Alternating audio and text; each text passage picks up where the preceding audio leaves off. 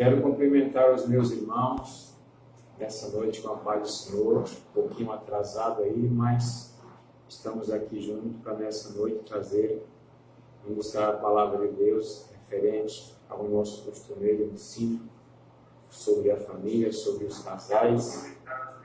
E eu quero convidar aos irmãos presentes a fazer uma oração nessa noite, em nome do Senhor Jesus.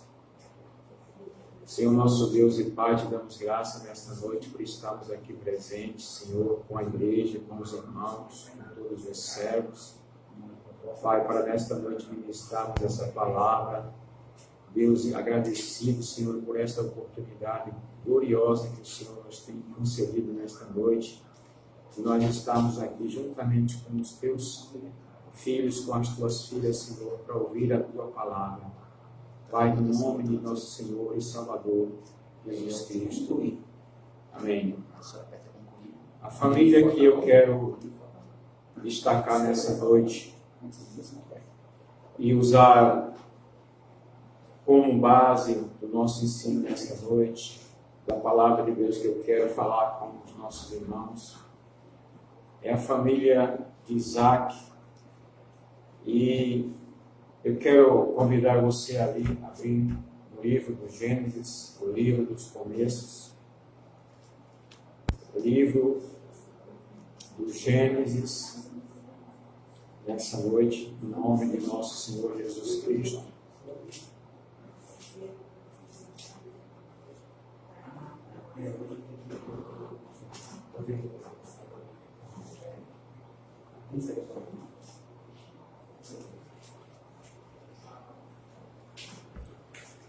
Convido você a abrir o Gênesis, capítulo de número 27, a partir do primeiro versículo. Gênesis, capítulo 27, a partir do primeiro versículo, diz assim: aconteceu que, como Isaac envelheceu e os seus olhos se escureceram, de maneira que não podia ver, chamou a Esaú, seu filho mais velho, e disse: meu filho. E ele disse: eis-me aqui. E ele disse: eis que já agora estou velho, não sei o dia da minha morte.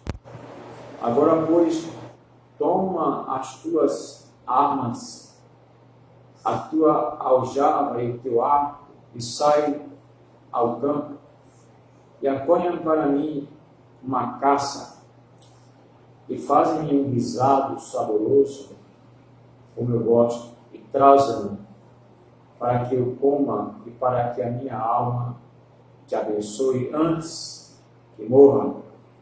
E Rebeca escutou quando Isaac falava a seu filho Esaú, e se foi Esaú ao campo para apanhar caça que havia de trazer.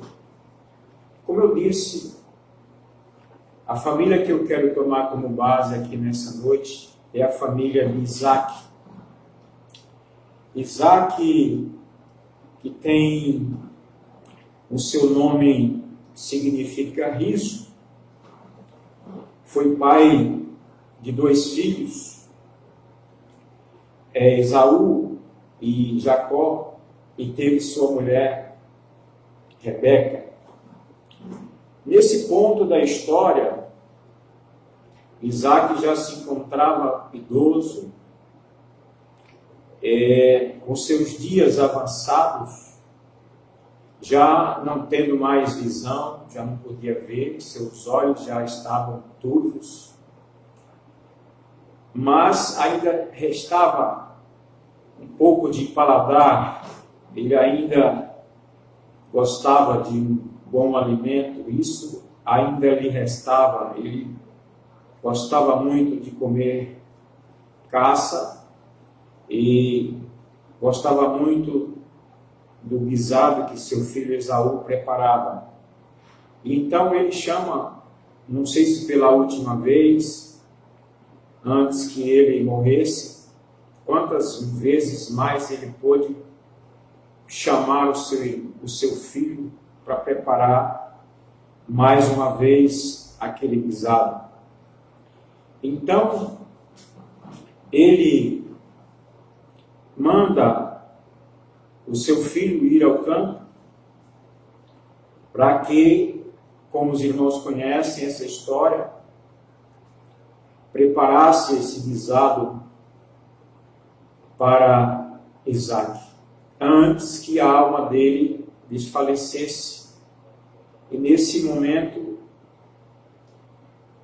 era costume dos pais abençoarem os filhos, ou falarem as últimas palavras, transferir as bênçãos. Era hábito, era costume dos filhos antigos, os filhos tomarem a bênção do pai, e assim os pais abençoavam os seus filhos.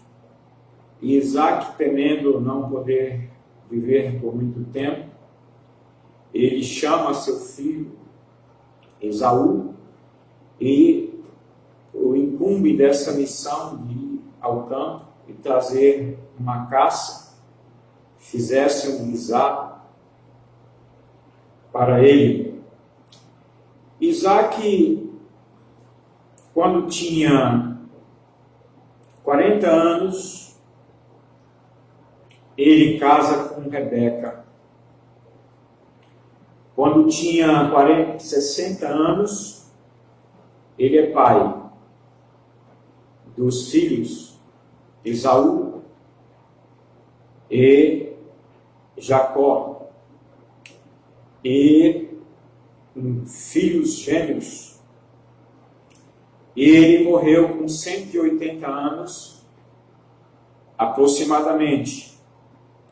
Foi o patriarca que viveu, que teve uma boa longevidade de vida, porque ele era um homem sábio, embora não tivesse mais a visão, mas ele ainda tinha, a vida dele foi uma vida pautada na obediência. Era um pai obediente, era uma família abençoada, porque Isaque era um pai de família abençoado, preocupado, um homem que sempre procurou obedecer em tudo, à risca, ao seu pai, permaneceu nos trilhos, nas pisadas, nas pegadas do seu pai Abraão, e era também um homem muito temente a Deus. Nós não encontramos muitas falhas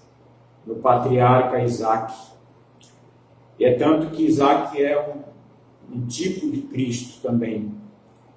Então, nós temos, nessa família, nós temos 4 pessoas: o pai Isaque e a esposa Rebeca. O nome Rebeca significa aquela que prende os homens. De fato, isso faz jus ao seu nome, porque ela era muito formosa à vista, era muito bela, verdadeiramente, era muito formosa, sua mulher Rebeca. Isaque amava mais a Esaú, porque como ele gostava muito do guisado que Esaú fazia, então ele lhe atribuía mais amor. Era o filho da sua preferência, era o filho que ele escolhia, era o filho do seu afeto como pai de família. E ele era homem exímio, caçador. Já a Rebeca era mais afeiçoada ao seu filho Jacó, talvez por ele ser mais do lar, da casa, filho mais caseiro, talvez mais preocupado em conviver com a sua própria mãe. Talvez por isso é que essa escolha paterna e materna nesses filhos. E assim essa casa era composta. Esaú, que significa peludo, nasceu ruivo, também era vermelho, era pai do povo de Edom, os edomitas. Ele foi, então, um caçador exímio, como foi falado já, mas ele era uma pessoa, um homem, um jovem, um rapaz secularizado.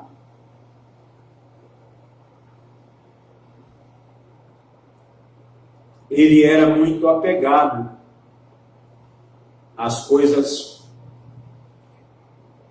comuns desse mundo. Contrário do sagrado, ele era amante das coisas transitórias. Ele não dava muito valor àquilo que deveria ter valor para ele. Ele dava mais valor para aquilo que era o momento. Não era alguém afeiçoado muito à primogenitura ou essas coisas, ou mesmo não dava muita importância à bênção do pai. E por isso ele é chamado de alguém secularizado, amante dos prazeres. Assim era a vida desse rapaz. E em um certo dia, ele vendeu a sua primogenitura. Quando Jacó estava preparando uma comida, guisado, ele chegou do campo, cansado, e ele pediu a Jacó um pouco daquela comida. Jacó, em contrapartida, disse que só lhe daria se ele naquele dia vendesse a sua parte da herança. Sabemos que o filho primogênito, ele tem 2/3 da herança ou da bênção. O filho primeiro, o segundo filho, ele só tinha 1/3 da fazenda ou da herança. No caso, houve aí uma inversão nessa troca. Esaú ficava com 1/3 e Jacó, que era o segundo, invertia a posição com ele e ele ficaria com 2/3 da herança. E Esaú disse: olha, eu estou muito cansado, afadigado, então estou quase morto. De que me vale então a primogenitura agora se eu morrer? É melhor eu viver comendo, me alimentando, do que morto ter anseios por primogenitura, levar em conta essa primogenitura. E Jacó fez com que Esaú jurasse naquele dia que ele venderia ou negociaria a sua primogenitura. Daí nós encontramos o sentido dessa palavra profano, trocar o sagrado, trocar o profano pelo sagrado. Em detrimento do sagrado, eu me aposso do momentâneo, do transitório, do passageiro, daquilo que não tem um valor espiritual. Por isso que ele é chamado de alguém profano. Nós lemos aqui na carta aos Hebreus, no capítulo de número 12, quando o escritor bíblico fala que Esaú foi profano e não deu valor à primogenitura. Carta aos Hebreus, no capítulo 12, versículo 16, diz assim: e ninguém seja fornicador, ou profano, como Esaú, que por um manjar fala de uma coisa, um desejo passageiro, um desejo momentâneo, não duradouro, uma comida. Por um manjar vendeu o seu direito de primogenitura. Porque bem sabeis que, querendo ele ainda depois herdar a bênção, foi rejeitado, porque não achou lugar de arrependimento, ainda que com lágrimas o buscou. Então, esse jovem que pertencia a essa família, ele, em seu coração, em sua alma, não teve o interesse dos bens espirituais, não valorizou o santo, o sagrado, não valorizou a promessa, não valorizou aquilo que era de suma importância para ele. Ele deu importância demasiadamente ao manjar, a alguma coisa que é momentânea. Quando se arrependeu e quis conquistar de volta aquilo que ele tinha abandonado, ou relegado a segundo plano, já não estava mais disponível, já não era mais acessível,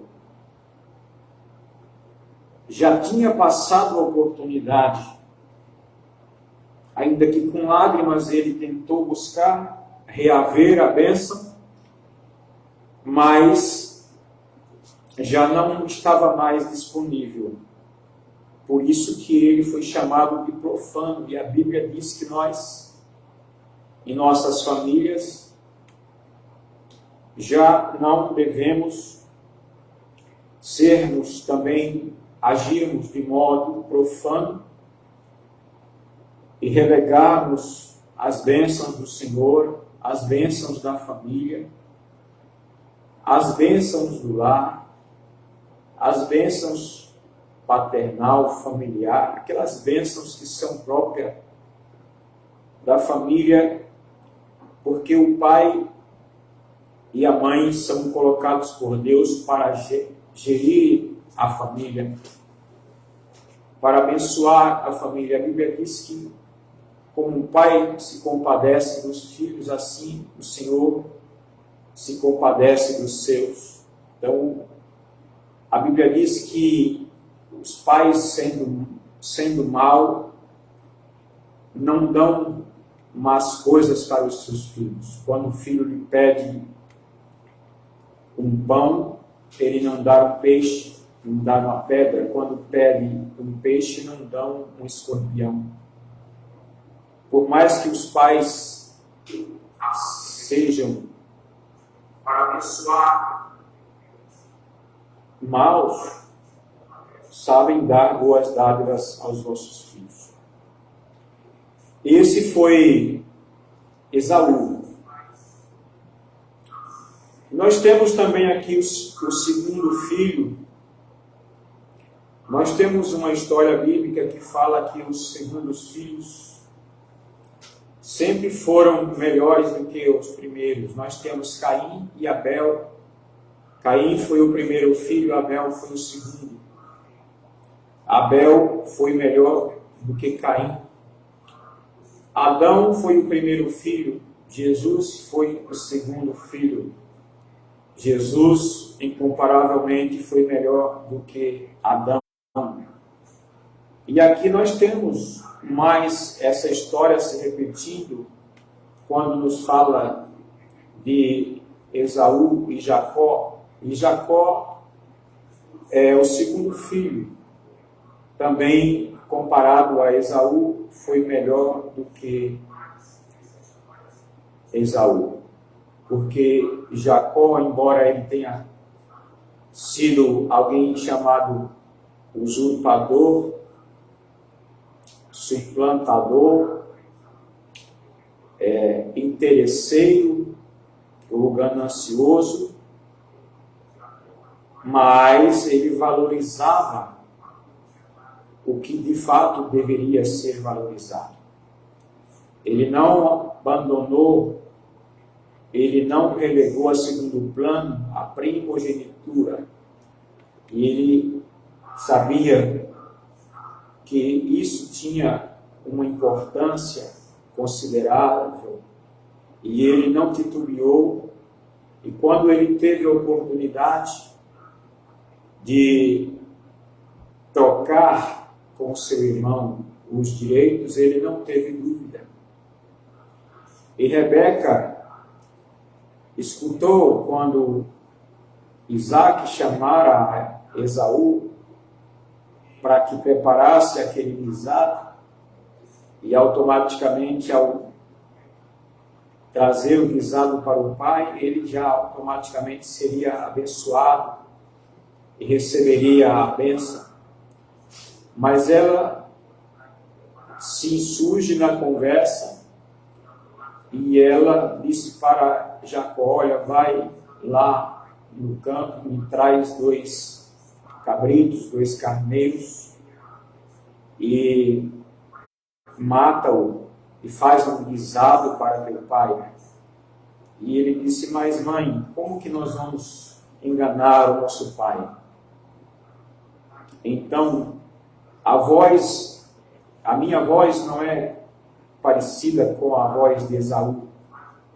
Esaú é peludo e eu não sou peludo. Mas a Rebeca, ela tinha já uma ideia. Então ela utilizou as roupas de Esaú e ela usou a lã do carneiro para fazer com que Jacó se parecesse com Esaú. E assim, quando o Jacó apareceu com um guisado ao seu pai Isaac, ele achou estranho a voz e achou que ele tinha voltado muito rápido. Ele fez algumas perguntas se era ele mesmo e ele disse que era. Então ele mandou que o filho se aproximasse para que ele sentisse o cheiro e tocasse nos seus pelos. E ele disse: olha, a voz é de Jacó, mas o cheiro e o pelo é de Esaú. E assim como os irmãos conhecem a história, Jacó, o segundo filho de Isaac com Rebeca, ele já no ventre lutava com Esaú, e quando nascem, Esaú veio na frente e Jacó veio logo atrás, já grudado no calcanhar de Esaú. Então esses já brigavam, já lutavam, mesmo no ventre. E Jacó, então, a história de Jacó, no livro do Gênesis, ocupa 25 capítulos deste livro. Então, destacadamente, o fato dele receber essa bênção e essa concessão faz com que ele seja detentor de outras bênçãos, de outras vitórias que se sucediam na vida desse jovem, porque ele foi diferente em sua família, diferente do seu irmão, que era alguém que não valorizava o sagrado. E esse homem, ele teve 2 esposas e ele teve 2 concubinas. As suas esposas eram Léia e Raquel, e as suas concubinas Bila e Zilpa. Dessas mulheres, esposas e concubinas, lhe nasceram 13 filhos, sendo 12 homens e uma mulher. Esse homem teve seu nome mudado de Jacó para Israel, quando ele lutou com Deus, e o seu nome deixou de ser enganador ou suplantador para ser Israel. E esse homem daria origem ao que nós conhecemos hoje de Israel, porque esses seus 12 filhos se tornaram os cabeças das tribos, como nós conhecemos. E assim foi a vida desta família, e assim se deu a vida desses 4 personagens que formaram essa família que nós estamos usando hoje como base para o nosso estudo da família. E a parte que eu gostaria de salientar, a moral dessa história, que eu quero me aprofundar um pouco mais e chamar a vossa atenção, é que no capítulo 25 e o versículo 28 do Gênesis, que eu quero ler com os irmãos, Gênesis, no capítulo 28, capítulo 25, melhor dizendo, e o versículo 28, tem um versículo aqui que eu achei interessante, Gênesis 25 e 28,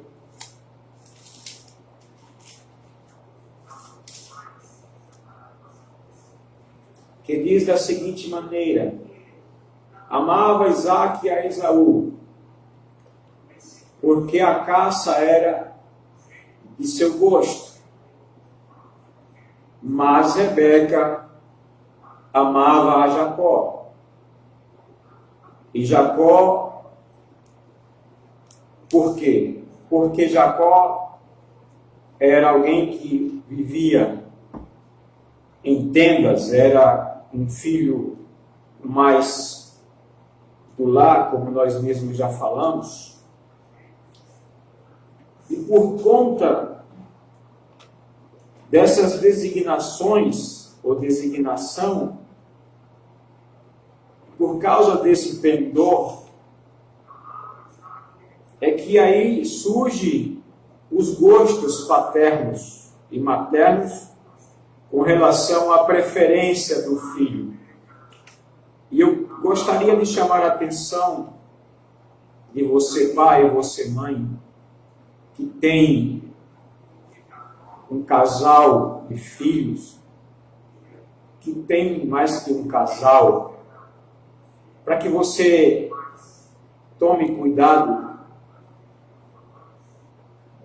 em você atribuir valores ou valor demasiadamente a um filho, em detrimento do outro. E notadamente aquele filho percebe que você tem uma tendência ou tem uma quedinha a mais por aquele outro filho, enquanto o outro se sente desprezável. Isso é perigoso porque pode desencadear uma série de fatores negativos no coração, no sentimento.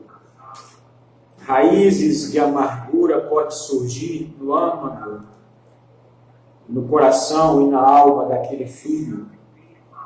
E começa ele a pensar que o seu pai dá a preferência máxima, ou tem um cuidado, uma atenção maior por aquele outro filho, enquanto aquele outro segundo filho ou aquele terceiro filho fica escanteado, fica de lado.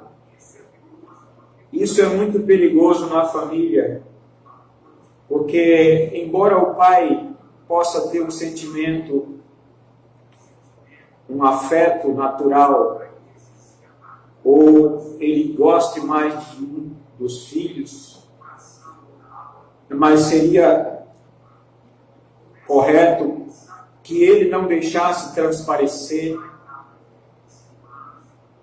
É quase impossível que o pai ame todos os filhos no mesmo nível. O bom seria que ele amasse, mas é quase impossível nós não admitirmos que o pai possa dar um pouco mais de atenção a um dos filhos. Não sei se por causa do sexo, não sei se porque é o filho do meio, ou se é o primeiro, se é o caçula. Mas nós temos nossas manias, nossas maneiras, nossos sentimentos, que são nossos.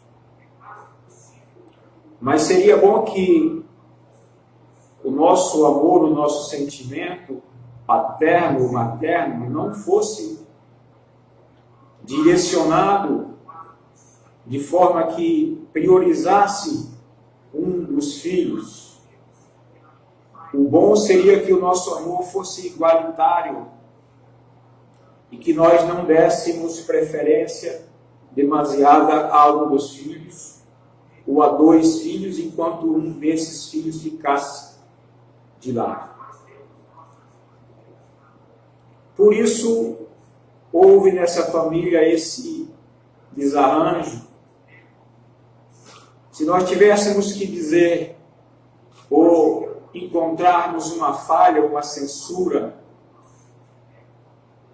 para essa família, para esta casa, para este lar, nós dizemos que a falha estava aí, porque o pai preferia um filho ao outro e a mãe preferia o outro.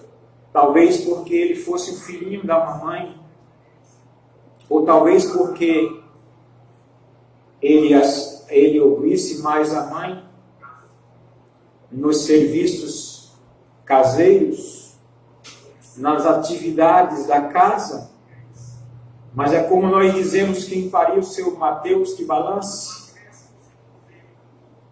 Então a mãe colocou no mundo um filho, agora ela não tem que destratá-lo. É seu filho também. É filho também do seu pai. Então, no máximo, para esse amor ser perfeito, para essa família não ser censurada, o bom era que não houvesse essa disparidade. E para encerrar, eu gostaria, por conta do horário que já é alto, gostaria de chamar a sua atenção para nesta mesma família, um pouco à frente, o caso que aconteceu com o pai Jacó. Talvez ele tendo esta mesma instrução paternal, um caso de família, porque nós dizemos para os pais, cuidado que você está sendo filmado. Tudo que você faz, o seu filho analisa. Suas palavras, seus gestos, como você trata a sua esposa, como você trata seus amigos. E então é importante que os filhos olham as melhores informações paternais. No caso de Jacó, ele amava um dos filhos em demasia. No caso, esse filho era José. Era o filho preferido. Era o filho que ele tratava com todos os gestos de carinho. Era o filho que ele tinha uma túnica diferenciada. Era um filho que ele amava escancaradamente, e os outros filhos o odiavam, chamava de dedo duro. E isso foi criando entre a família, entre os filhos, um ciúme exagerado. E vocês conhecem a história, e vocês viram o fim que deu, ao ponto desse ódio ser tão grande que eles inventaram um jeito, uma maneira de eliminarem aquele irmão. E eles inventaram, pensaram, maquinaram, estudaram um plano para que aquele irmão fosse eliminado. E nós conhecemos a história que eles venderam seu irmão como escravo. Por que que eles venderam seu irmão como escravo? Porque eles já não morriam de amor por aquele irmão. Aquele irmão já não era bem quisto. Aquele irmão não era bem visto, não era bem recebido por eles naquela casa. Ele era odiado por seus irmãos. E assim, esse é um perigo que ronda as nossas casas. Esse é um perigo que ronda as nossas famílias. Esse é um perigo que corre na veia e no sangue e bombeia.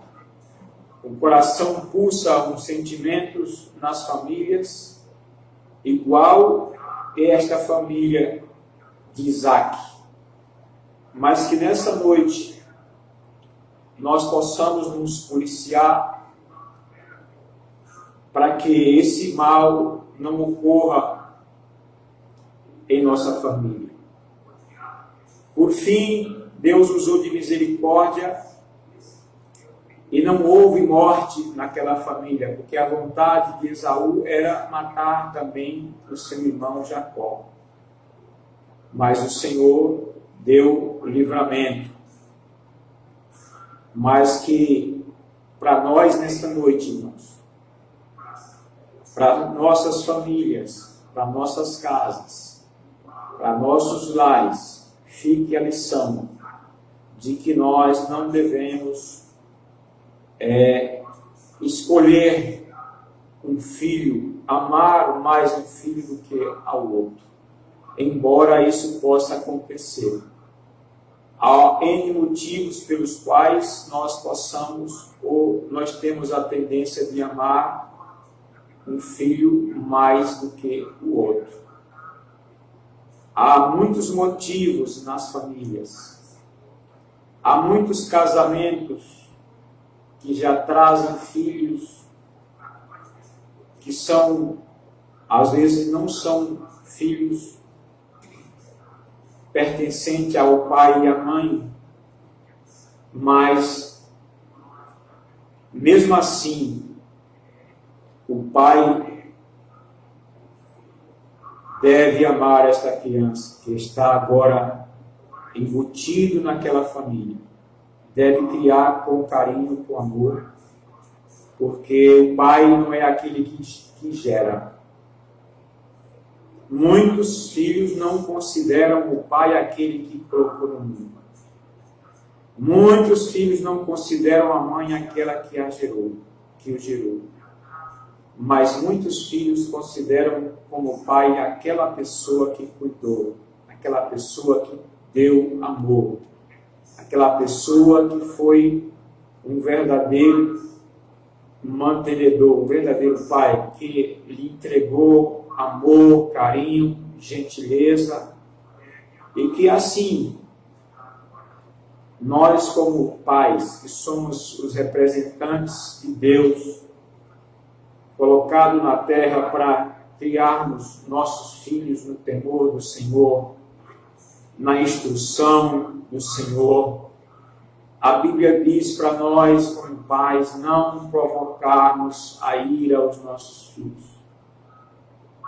A Bíblia fala para nós, como pais, amarmos os nossos filhos, para que eles não se entristeçam, para que eles não esmoreçam, para que eles não vivam nesse mundo desencorajado, se sentindo como filho sem pai, mas que verdadeiramente não saia para a escola ou para trabalhar com aquela sensação: meu pai não me ama, minha mãe não me ama, minha mãe diz que eu não sirvo para nada, que eu sou um burro, que eu sou incompetente, que eu sou uma bênção, entre aspas. Mas lembre-se que você é uma figura que representa a figura de Deus na terra. Você é um cabeça de uma família. Você está encabeçando uma família. E essa família está debaixo da sua tutela. Você é o cabeça, você é aquele que tem autoridade sobre a família. Você está nomeado para tal. Portanto, que você possa gerir sua família com amor. Nós dizemos que na autoridade, na hora de você corrigir os seus filhos, na hora de você admoestar o seu filho, o amor vem em primeiro lugar. O amor é a primeira atitude que você, pai, deve ter nas tratativas com relação ao seu filho, para que ele não se crie com uma raiz de amargura, um sentimento de revolta, para que ele não cresça revoltado, para que ele não cresça um filho se sentindo desprezado, com falta de carinho, com falta de amor. Portanto, que o seu amor seja igualitário, que você não priorize um dos seus filhos, mas que você ame a todos de igual maneira. E assim você criará uma família equilibrada. Seus filhos estarão à roda da sua mesa. Sua casa vai estar edificada. Sua casa vai ser sempre receptora do seu filho. Sua casa vai ser sempre o segundo lar do seu filho quando ele casar. Quando ele formar a sua família, ele vai dizer que você é a figura que ele tem como uma base, que ele adota como aquele que foi a cobertura, como aquele protetor, o amigo que ele tem, o amigo principal. Não deixa, não permite que seu filho tenha um amigo mais importante do que você. Seja aberto ao seu filho, escute-o. Não seja um pai rancoroso, nervoso, que seu filho terá que sair de casa para se aconselhar com outra pessoa, porque o pai é um pai intransigente, que não escuta o filho, que não tem tempo para o filho.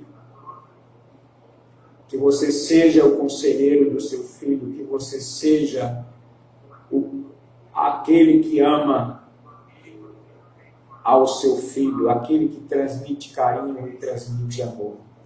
Portanto, que nessa noite, Deus te abençoe, Deus te ajude, e que Deus abençoe nossas famílias, nossos lares, que nós possamos continuar criando nossos filhos no temor e na admoestação do Senhor. Eu quero terminar nessa noite agradecendo aos irmãos que estiveram aí presentes. Eu não sei se há algum pedido de oração,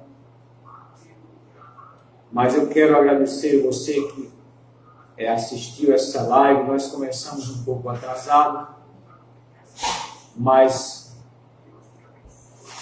o Senhor sabe de todas as coisas. Que o Senhor possa abençoar a sua casa, a sua família, seu lar nesta noite. Mesmo que não tenha um pedido formulado, mas nós queremos orar por sua casa, por sua família, para que Deus possa estar abençoando nessa noite, em nome de Jesus. Senhor nosso Deus, nosso Pai, nós queremos entregar ao Pai, cada pai de família, cada mãe de família nesta noite. Que o Senhor possa estar abençoando, Senhor, cada pai, cada mãe, cada filho, cada família. E que cada pai, Senhor, possa, ó Deus, abençoar a sua família.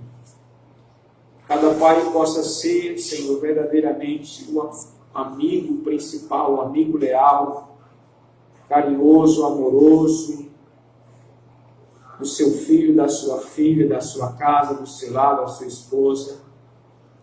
Pai, assim o Senhor ordena a bênção nesta casa, e nenhum mal chegará a esta tenda, a esta casa, a esta família. Acumula de bênção essa casa, acumula de bênção essa família, Senhor. Ó Pai, em nome de Jesus, nós assim oramos agradecidos, ó Pai, desde agora para todo sempre. E que assim o Senhor possa estar abençoando os irmãos nessa noite, em nome do nosso Senhor e Salvador Jesus Cristo. Que o amor de Deus e a graça de nosso Senhor e Salvador Jesus Cristo e as doces consolações do Espírito Santo estejam convosco hoje e para todo sempre. Amém.